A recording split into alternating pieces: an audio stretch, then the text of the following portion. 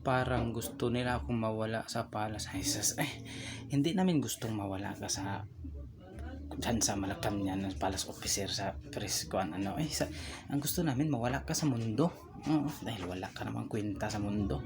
Ang pinagsasabi mo ay puro naman lang kabalbalan, puro ka fake news, mga ano-ano pang paggawa-gawang kwento, paninira sa Bipisara, kahit wala namang mawala ka na sa palas, mawala ka na rin sa mundo. Ang gusto namin pag nawala ka sa palas, andyan ka naman din sa social media, magdadakdak ka na naman kagaya ng kalang rin ni Trillanes, wala na sa gobyerno pero paipal pa rin, pa dakdak pa rin ang dakdak sa social media. Dapat ikaw ganyan ang mindset mo, na iniisip mo gusto ng mga tao ay mawala ka sa palas, maging press officer. Sana wag na lang sa palas ka mawala ka sa mundo.